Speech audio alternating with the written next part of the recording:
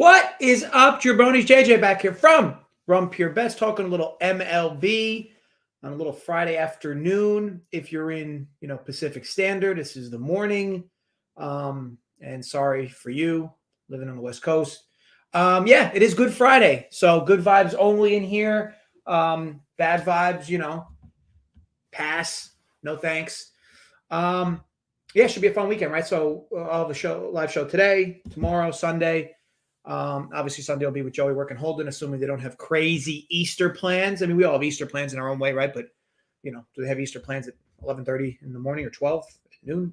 Who knows?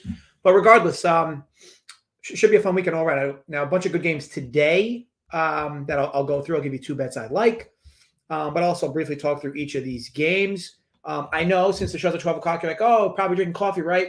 Wrong. Cherry, limeade, sparkling ice. Okay. Read the zero sugar line. Yeah. Care about my body. I care about what goes in, as we all should, right? Being sarcastic, settle the fuck down. What's up, Boston? It's a solid sweatshirt, right? I didn't get the red. I think the red is Boss. And if there was a white one, like a white RPS hoodie would be solid, but you get what you get. This is solid. This is solid. Also, fresh off the haircut today. Yeah, up top doesn't look that great, right? You're like, oh, that's cool, right? But then, of course, it's softball season. So what do? You go hawk in the back, just a little bit as softball season kicks off. That hawk will get a little thicker in the back. Some might call it a tool. You know what it is? I stopped doing the mohawk years ago because it became cool. Like I was doing the mohawk when people stopped doing the mohawk, but now people aren't doing the mohawk. People aren't doing the mohawk no more. So guess who's back? Dunkel Mohawk season. Before I broke my foot, Austin, right before COVID, I had been playing like 8-9 softball leagues a year. So love the slow pitch softball for sure. So looking forward to it. And plus these days I get hurt in everything I do. So, I literally broke my foot playing softball. So, I played a little flag football a few years ago. I had my upper and lower cornea scratched in my eye. For me, if I get injured one more time playing softball, it will be full-time bowling for your boy. Nothing from there. Because getting injured fucking sucks. I will be honest. I've had way too many surgeries. Okay, so anyway, less about, cueing the tiny violin for me.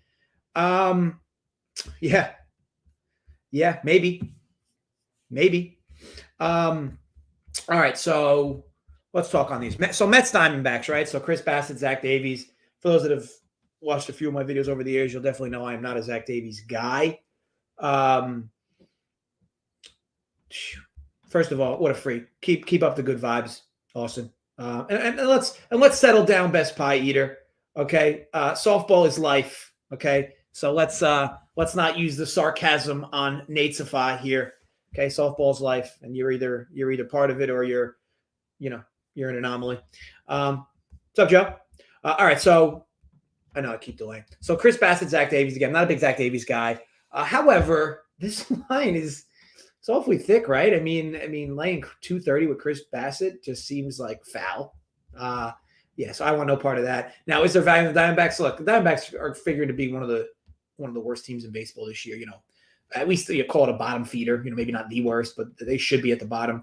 Mets have played okay recently to start the year. Nothing crazy though. But I thought Bassett was a decent pickup for them. He had a decent year last year. Kind of came out of nowhere, right? He had a huge start to the year, then kind of slowly fizzled, but. He's definitely made some changes to his game. Does he warrant a 230 line here? That I don't know about. So I personally will stay away from this one because I can't back the Diamondbacks in this spot. It's interesting, right? You gotta play it by numbers. Look, if I was able to get like plus 240, plus 250 in the D-backs here, I'd likely play the run line. But here, I'm still not getting great value on them to keep it close. And I'll stay away. And you couldn't pay me to play the run line here in favor of the Mets. As for the total, a little breezy here in New York. I know it's 65, but it's like windy. I'm not sure which way the wind's blowing in or out of this park.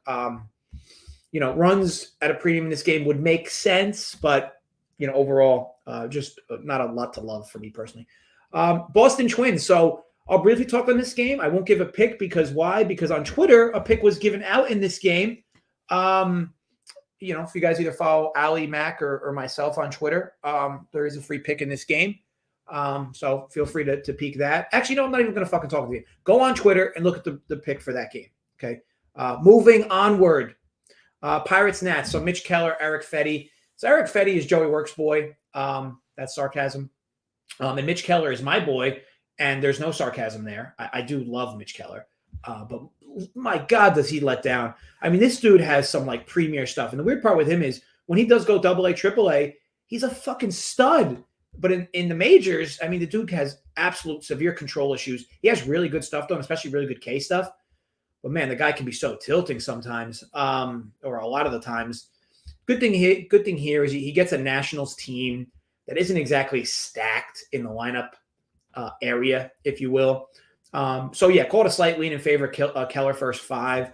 I also think Pittsburgh's pen is a little better than the Nats. Again, we're not talking major advantages here. So I think you could maybe argue for some value on the full game Pitt at -120. Again, you're not going to make a whole lot of money betting the Pirates as a favorite this year, at least presumably. This spot, though, does make a little sense. I'm so over losing money on Mitch Keller. It is painful betting him, game after game. I did it a lot over the last few years. Not as much last year because I had already taken my stabs the year before and the year before that. But you watch him pitch, and at times you're like, wow, this guy's got some really good stuff. And then you're like, wow, on 0-2, why was that ball right over the heart of the plate? So it's just these are the types of things that happen constantly with him. And I don't know if it's mental. I don't know what it is, but he's super talented. He just seemingly can't get things right. And then Fetty, obviously doesn't blow you away with anything. Gets a ton of fly balls. Will Pittsburgh make him pay? I actually don't mind this Pittsburgh lineup. Like I look at it up and down. I mean, not today specifically because the lineup hasn't come out yet, but I actually like, the top of this order, I think is decent. But, either way, I think there's some value on Pittsburgh. I'm not firing because I've lost too much money on Mitch Keller. So we'll just move on. I'll look at some of these comments here. 2-gamer FanDuel shipping to give me the winners. Settle down. Fair enough. And slow pitcher, maybe need some winners. Likely Mets over 2.5 first 5. So I don't mind this, George. I don't totally mind it. But like Zach Davies is like a way of getting himself in and out of jams like nobody else in the league. It's kind of wild. Who does it remind me of? The pitcher from the Cards last year. I think John Gant would do it all the time, like consistently load the bases with 1 out and consistently get out of it, or second and third no outs and find a way to get unscathed. I don't mind that play, but again, for me here, maybe just bet the Mets team total over for the full game, so you get a piece of that bullpen as well. But I don't mind it. What's up, Leroy? Buzzer beater. Just gotta live to no disrespect. Yeah. And Jordan, what's going on, my man? Okay, so we'll move on to the next game. Marlins Phillies. Okay, so it's gonna be a best bet for me. Pablo Lopez, Zach Eflin. So yesterday I bet the Marlins with Sandy Alcantara as a small favorite over Kyle Gibson. Look, there are just 2 pitchers in general that throw really good in this park. And that's Alcantara and Pablo Lopez. Their issues typically are on the road. Now they're different pitchers. They both throw heat or smoke, if you will. But, Alcantara's got that good slider. Pablo Lopez throws a mix of a few different things. What a good changeup, to be honest. However, they both find ways to just get a lot of outs. Now, this Phillies lineup is certainly much better. What I liked a lot about what I saw yesterday was the Marlins have been really struggling to plate runs. And it just seems like they overcame that obstacle yesterday. They had a big inning. I think it was either the 4th or the 5th inning where they just exploded for runs. And then we're finding we're getting guys on base throughout. I think this is the awakening of their sticks, if you will. And now they get Eflin, who's definitely could be defined as a Jekyll and Hyde, type pitcher. Threw pretty well in his first start at home versus Oakland, but now he's on the road. And he's another pitcher that typically has bad reverse splits or bad splits home road. This is a good park, though, and Eflin's problem is often walks and home runs. Walks could be a problem here for him, but the big thing is the home runs probably won't be. This is a gigantic park, as we all know. But for me, this is a momentum game for me. I like the fact that the Marlins finally got the sticks going, and now they have who I'd consider to be a better pitcher in this park than Alcantara at only a slightly smaller, or only a slightly smaller, a slightly higher price. But I'm going to do this only for first 5. So I bet I'm not sure I don't have the lines in front of me right now, but I have what I bet. 124, Marlins first 5 as a split for half a unit. And then I laid a half run Marlins first 5 plus 116. So that looks like, Marlins first 5 money line minus 124. And then Marlins first 5 minus 0.5 plus 116. And both of those 0.5U, to equal up, it ends up being like about a 1.1, 1.14 bet. And if the Marlins are leading, obviously we'll cash both. And if they lose, we won't lose as much, laying the $1.24 first 5. I just think that the Marlins should be able to get out of the gate again. Rides the momentum. The reason I'm not a huge fan of the full game, they used all their best arms late yesterday. Not to say they can't use them again, but it was a 1-run game in the 7th, and they started bringing their best arms late. And a little concerned there on the usage of their best bullpen guys. So that's why I'm a little hesitant on full game. They could still win the full game, but I prefer first 5. So that was what I fired on. And those numbers were available at FanDuel in New Jersey, for those wondering. Okay, so next up, Yankees, Orioles, Jordan Lyles, Jordan Montgomery. It's interesting, right? Like I always say to you guys, like I love targeting the Orioles against lefties, especially when they're home. Their ability to plate runs and get guys on is really impressive against left-handed pitching. With that in mind, Montgomery is a stud. So there are certain guys I like to bet this and I don't. Montgomery is a really good pitcher against lefties and righties. And look, like Shane McClanahan from the Rays, he just happens to have the Orioles number. There's other lefties that are good lefties that the Orioles smack around. They might smack around Montgomery today. I just didn't like the risk around it. So I ended up staying away. I think you can do it, though. Their team total is probably, 3.5 VIG'd? Actually, you know what? Let me see what it is. The other thing, right, when you play the Yankees is that bullpen, right? You get the good bullpen from them. And the Orioles are a team that can get you runs early and then can just stifle themselves. Look at the last pick I had, right? The free play, right? We had 8 runs, a 4-4 game in the 3rd inning. So the worst we could do is push at 9. And what did we do? 1 run through the next 6 innings to push. So, and the Orioles were one of those teams in that game. And it's just kind of what they do. They go through these ridiculous scoring droughts through games where they continue to get guys on all game long and they just don't get guys in. Let me see if I have it here, though. So Orioles total runs. So it's 3.5 minus 114. I'll be honest, that's a juicy number. Especially at that light tag at 114. But again, the work's going to have to get done early if it's going to get done. So maybe if you were able to, maybe if you could find over 1.5 first 5, I wouldn't mind that. The full game, though, with the Yanks pen, especially if the Yanks are winning and they're going to put their best arms in. I think it's not something I love, but again, I do almost blindly like to bet Orioles team total overs or team totals over against lefties. And on the Orioles side, I mean, Jordan Lyles, he's not like as bad as I think his numbers look. He gets strikeouts. He can get himself out of jams. But, man, he can struggle with guys who pop, and the Yankees certainly don't lack pop. So a little bit of a scary spot for him in this game. For that, I'm going to stay away. And again, it's not super warm today. Warm, but not like crazy warm. It's windy, so not like we're getting extra benefits there. So we'll just move on. Blue Jays and Athletics. We got current line. So looks like about $1.90 in favor of the Jays. Total 9.5. Credit to Oakland, right? Early on, they've been swinging the bats pretty well. Here, Rush Stripling. I'm not a huge Stripling guy. I think that he needs to get a decent amount of ground balls. He's not going to K a lot of guys. He's really looking to somewhat pitch to contact. And Dolan Jeffries isn't somebody I have a whole lot of experience with or watching. I don't like to back a lot of pitchers that I don't watch a lot. He looked good against Philly, but can he parlay that now into another good game against the Blue Jays? I don't know. I'm not in love with that. Me personally, I think the Jays are a little light here at 190. I think they should be bigger. But I'll stay away from this one. I do. For me, I capped this around 212, 215. So But again, that goes with a limited amount of data on Jeffries, which hold that to what you will.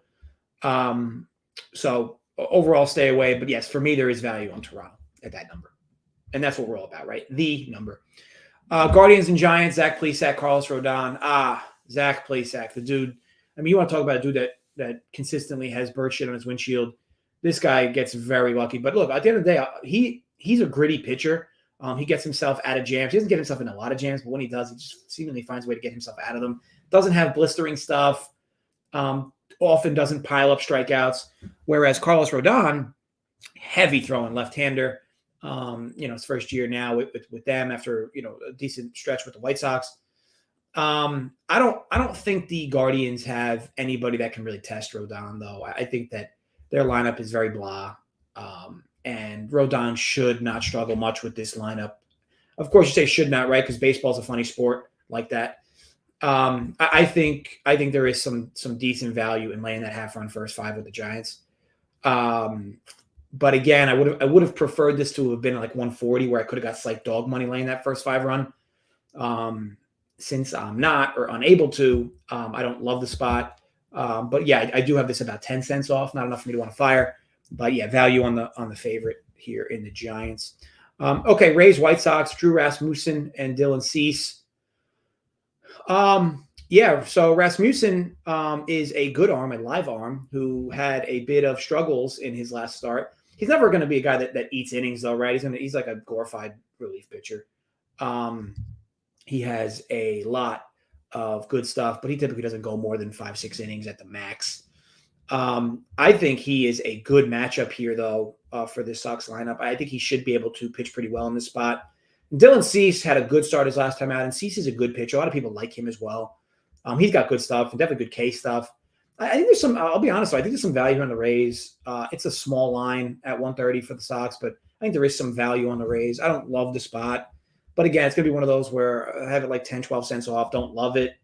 Wouldn't fire myself. But Rays plus 110, plus 112, some value. I'd love to see that at like plus 120, plus 125 for me to want to hit it. Because I can see why the line is what it is, but the Rays are likely too big of a dog in this spot. Rangers, Angels, Matt Bush, Reed Detmers. Yeah, so for me, it's going to be my other best bet of the show. Give me the Angels. Minus 116. You might even be able to get a better price now. I mean, I got it at 116. Let me see what it is. It might be 115 now. It's 112 now, so I guess we'll post it as that. So Angels, line minus 112 versus Texas. Yeah, so for me, again, so I bet Reed Detmers in his last start, and I think he let me down, if I remember correctly. He didn't pitch terrible, but I think they lost that game. I bet the full game. Yeah, they did lose the game. He pitched okay, though. It was the bullpen that kind of exploded on him. Look, he's a really good pitcher. To me, he reminds me a lot of Keller in the sense that they both have really good stuff. Detmers, it's still up to debate if he can translate it at this level. He's been a really good AAA pitcher. I just think in what world should the Rangers be a pick'em here in this spot? I know the Angels have been tough to watch, and Shohei Ohtani has not had the start many people had hoped he would. But I don't think you're going to find many games later in the year where the Angels are going to be a pick'em against the Rangers. I know they just have some live sticks, right? They got some offseason acquisitions there, but their pitching staff is god awful. And in this spot here, I mean, Matt Bush, look, he could throw well here, but again, this is another glorified relief. He's not even a glorified, but a true bullpen guy. So this is going to be one of those games where the Rangers just kind of move guys in and out, inning by inning, seemingly. And again, I'm not a huge Bush guy. It's not like he has a whole lot of innings under his belt either. The one thing with Bush in particular, though, would be his splits. He typically, at least throughout his career, has really gotten mauled at times by both sides of the plate. Now, granted, he's kind of like a new pitcher now, right? Because he did a lot of his earlier major league pitching in the prior to like 2018 and prior. But he's a reverse splits guy. Like he at times can look bad against lefties and righties, but he has looked a lot worse against righties for decent portions of his career. And we know the Angels have a lot of decent righties, right? I mean, that's what they bring outside of Ohtani. And if you count Jared Walsh as a big lefty, but So yeah, I just think it's a true value spot for me. I capped this a little higher, upwards of 130 in favor of the Angels. So for me, I like backing teams that the market has seemingly faded on. Like, I think a lot of people had a lot of high aspirations for the Angels, and we're only 7 games in. So now we're seeing a small line here at, Texas with this type of pitching matchup. I think, first of all, we get the better starter with Detmers. I do believe we have the better lineup. And, I know we have a better lineup. And I also believe we have a better bullpen. So I get all 3 of those things. And yes, it's a road game, but is that enough to outweigh what's here? This is a very high total, I will say, though, which is interesting for this park. It's not going to be warm there. But again, you have 2 bad arms in this park. This number just seems wildly high. But, either way, I think the Angels get theirs. And I think, hopefully Detmers can at least get this to the Pens and do something with it from there. So yeah, I like the Angels. Okay, so I'll pick back up. I used to love spin. First 5 under in the Cleveland game. I definitely don't mind it. It's low, and you definitely did not get the best of the number. It opened 8.5, so I would have meant you could have got a first 5 total of 5 if you had gotten in early, or at least 4.5 at dog money. Now it's probably 4 at some vig. So in terms of getting the best of the number, that's not the case anymore here, Leroy. It definitely you would figure again, Rodon should be able to shut this team down. And it's not like the Giants have been like really slapping, at least like crazy. So Plesac might be able to have a good game here. I just, I don't know. I think that this total I think it's all melted into the line at the number. Outside of the Giants, like, run implosion on that one game against the Padres, they haven't really done much with the stick. So I don't mind it. I just think that you kind of lost out on like a full run of value on the first 5 there. So take that for what you will. Okay. Only a few more games. 5 or 6 games? Okay, so Royals, Tigers, Brad Keller, and Scooble. So yeah, I like Brad Keller. I've liked Brad Keller since he's come up. He is a guy that really struggles with walks. Those have been down at least somewhat recently. He threw really good against Cleveland a few days ago. This Tigers lineup is like tricky good, right? Obviously with Baez in the mix now in the middle of that lineup, they definitely have added pop. And they're, like I said, the lineup's not terrible. On the Royals end, their lineup's very blah. But Tariq Skubal, letting them see a lefty. The Royals over the years have really struggled against left-handed pitching, and I know that they have a bit of a different roster now. But like you look up and down this lineup, and it's not like this lineup has all these like lefty mashers. Merrifield, of course. And like Mondesi had like a good stretch a while back, but like, Blas and Salvi's always been better against righties. I just like, I don't, it's hard to love anything about this Royals lineup, which makes it tricky when you start thinking about laying 130 with the Royals. But with all that said, call it a slight lean in favor of the Tigers. Nothing to love. I'll be honest. I capped this at 120 for the Royals. So even like now at the live line at 128, 8 cents of value, what is that going to do for you? So I don't love anything about this game in any facet. I think the total's right at 8.5. I'll be honest. If this total had opened like 9.5, I would have pounded it under. But 8.5, I think is a good opening number for this game. Right around where I have it. Cleveland's winning that game outright, no home team bias. First home game of the season will be full, and Cleveland's bats are red hot. Not to mention big and sharp money is on it. Yeah, Dominic. You could be right. The big and sharp money on it, I think, is buzzwordy. I don't know why so many people decide to buy into it. Like it's funny, right? Like people pick and choose when they buy into the quote unquote sharp money aspect of things. Bet good numbers and move on. Like I don't like the rest of it. Like, yeah, this game could win and Cleveland could win, 17-0. I just find it funny how like sometimes people, buy into the sharp money mindset. And then sometimes if they really like a side, it's like, oh, the sharp money the other side. Oh, I don't care. I really like my side.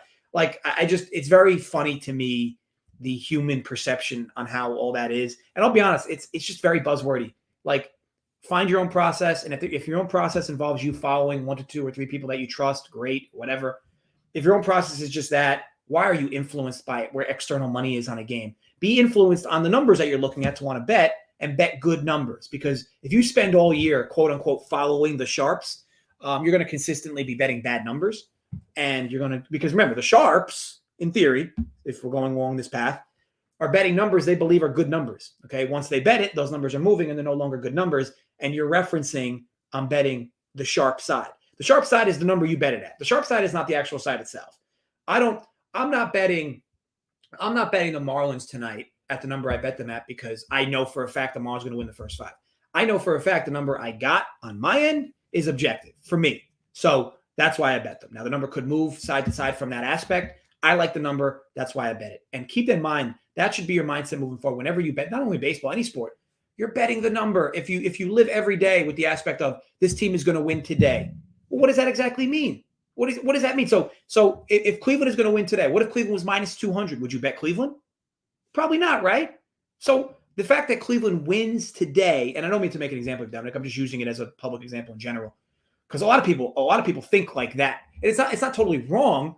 It's just that think in terms of numbers, not so much wins and losses. Like harden your process, not the result. I think people obsess on the result end of things and forget about the process. And sometimes bad results lead to good, a bad process sometimes leads to good results. And I think that kind of muddies the water even more. But I hope it makes sense. I mean, ultimately, if all season long you're just betting good numbers instead of worrying about who's going to win or not win, and you just say, if I cap a game at 140 and the line is sitting 120, I'm going to bet that every single time. Then over the course of the season, if you're betting all those 120 lines that should be 140s, I promise you'll make money. Thinking in terms of, this team is going to win today. I don't care what number I have to get to bet them. Yeah, I mean, long term, you're going to lose on a day-by-day basis. Sure, you can win. You can win on a month doing that, but over the course of a season, it's going to be brutal for you. So I hope all that makes sense. Okay, moving on. Brewers Cardinals. Freddie Peralta, Miles Mikolas. Wow, this is a thick line. I will say this: I do slightly lean this game under. This total is 8.5. Freddie Peralta comes off a bad start. And it's always interesting, right? Earlier in a year, is a pitcher's mechanics off, or did he just have a bad start or started two? Like these are guys that only had one start, so it's not the biggest of deals, right? But how much impact is there, right? And I think you'll find that out over the course. Me personally, in a cold game in Milwaukee could also dome it, right? Either way, minus 160 seems like a fat line in favor of Milwaukee, and the total seems a bit big. Me personally, I think you can find some value in betting Milwaukee's team total under. It's probably 4.5, something like that. And the reason for that is if they're going to win. I mean, the Cardinals have a decent pen. Mikolas is likely to pitch better in this start, and the Brewers lineup, it's so blah. Like I know they've had a few decent games, but their lineup is so blah. So I think Mikolas pitches a little better in this spot. Do the Cardinals win? I don't know. I don't love personally the price, but I do. This will be my strongest lean of the video. The Brewers under their team total. I don't have it. I mean, actually, I'll pull it up. It's probably 5. If it's 4.5, that's like blasphemy. Hold on.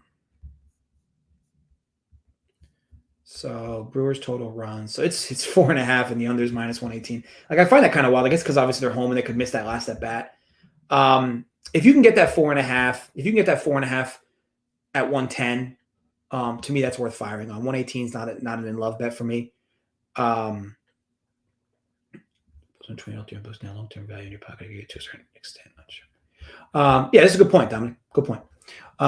Okay, so Nate's fight. I'm not saying that they could definitely win today, but I think they're likely going to struggle to. You would think they would struggle to get runs here in this game, but who knows? Who knows? Not a game I love, but I do have a strong lean on that Brewers team total under, especially if you can slide it down to 110, even better.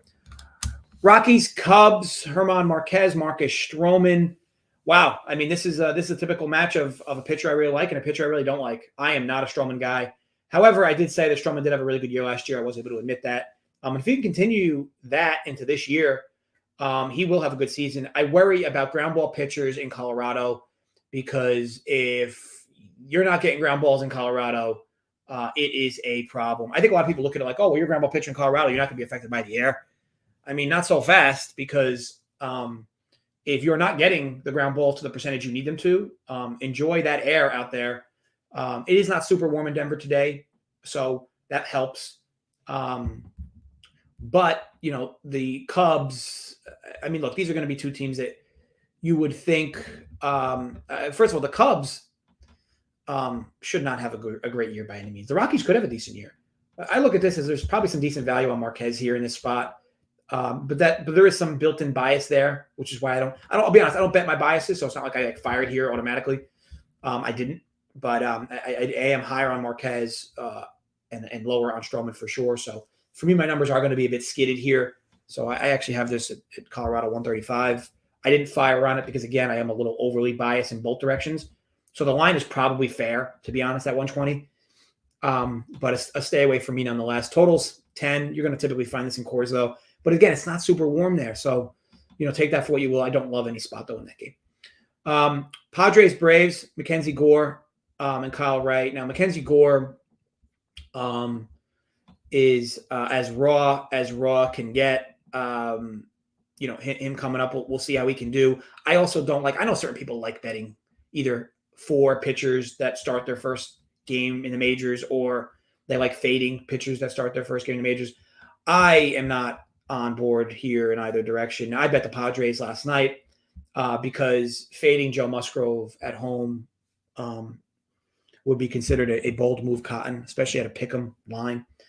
Kyle Wright comes in here as the better pitcher, but even Kyle Wright, right? No pun intended. He can be Jekyll and Hyde at times. He's a good pitcher, though.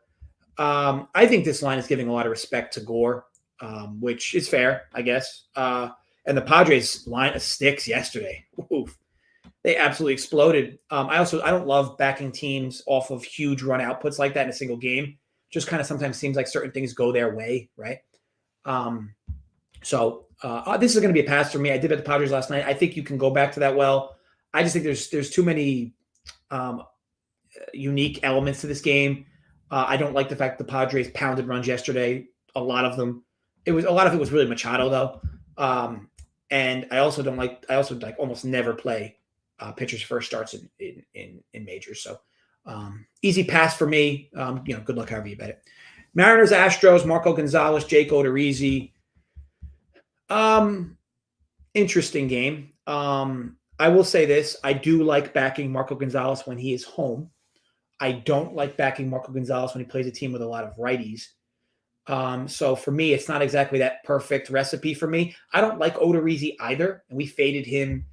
I faded him in his last start, I think, against the Angels, where the Astros won. Oh, that was the game. So that was the game. It was Odorizzi and Detmer. Okay, and Odorizzi didn't throw great either. Again, that game was decided by the Pens. I'm not an Odorizzi guy. I'm a little concerned if the Mariners have the pop to expose him, because I think that the Astros are going to get theirs in this game. The total 8.5 seems a little light, but Seattle Park is humbling, so it makes sense. I think if you really want to fire, I think you can bet Houston's team total over. Again, that team total will likely be, I guess it should be some of the Brewers, right? About 4.5, 116-ish, something in that neighborhood. Let me see what we have on FanDuel for that. And even the total's down at 8, so you're probably going to get a decent number. Hold on. So Astros runs. So the Astros runs are actually 4, -112, which is really wild, actually. So yeah, call it some value there. This has more to do with, I think Marco Gonzalez, here's the only reason why I didn't fire specifically. I almost never fade Gonzalez at home. He has some severe home road splits. But again, I like backing him at home when he's playing a team without a lot of big righties. So that's where those arrows are going in different directions for me, why I did not fire. But some value there, but not enough for me to want to love it. So it's a pass. Dodgers, Reds, Tony Gonsolin, and Vladimir Gutierrez. So I've spoken on Gutierrez a bit. Guy's got great stuff. Just a little too over anxious at times. Has some walk issues, has some home run issues, but can get some strikeouts when he needs them. And Gonsolin is, not exactly a model citizen on the glorified relief pitchers end of things, but he's good. He gets outs. He doesn't need innings, but you can usually get 3 or 4 innings out of him of decent ball. Do the Dodgers warrant the tag they have today? I don't know. It's a fat number. The Reds are going to be a bad team this year, more than likely. So this is a late game hammer, and it's a fat line. The total's probably right. I find it crazy this total opened at 10, by the way. I missed that. That just seems like a big number for this park. Because always remember, right, when you bet totals, like people look at a game and they see totals like 9.5, 10, 10.5, and they don't even think about the park that they're in. Like I mention this every year, it feels like, but just as a reminder, you need to give yourself a minimum and a maximum number that you will bet a total at a given park. I think people over obsess over the pitchers that are in parks and forget about the actual park themselves. Like for instance, if there's ever a total that's like 9 in Marlins Park, like to me, that's almost an automatic under. Like I don't care who's pitching. Like it doesn't matter. That park, it is very difficult to find 10 runs in that park. It'll happen, of course, it'll happen plenty of times throughout the year. But I think like people look at 2 gas cans going in that park and be like, oh, that's an easy over. And the same thing happens with the Giants park. And the Giants have gotten better sticks recently, so it's kind of plagued that water. But like even like Fenway, like you'll see at times a Fenway get a total of 11. That is a massive number for Fenway Park. It doesn't mean that it can't go over. Of course it can, but create yourself those divots because it'll protect you in a lot of spots. If you're looking at a line, if you're looking at a game and you just see 2 bad pitchers and you're like, oh, that's an over, that is not handicapping properly at all. You need to take the park into consideration. You need to take weather into consideration. You need to take how teams are hitting coming into consideration. It all needs to be, again, handicapping can't be surface level, right? It's got to be more than that. So just a little insight for you there. Okay, that wraps up the show. As mentioned, best bet, Marlins first 5. Marlins first 5 laid the half run. Split them for half unit each. And I bet the Angels tonight. So -1s. I got it 116. It's 112 now. I don't think it's going to move much more than that. I'd actually be shocked if it did. So either way, those are where we're at. Wish you guys the best of luck on this Good Friday. Gamble responsibly. Stay safe. I'll be back tomorrow with another live show around the same time. But as always, folks, until then, run.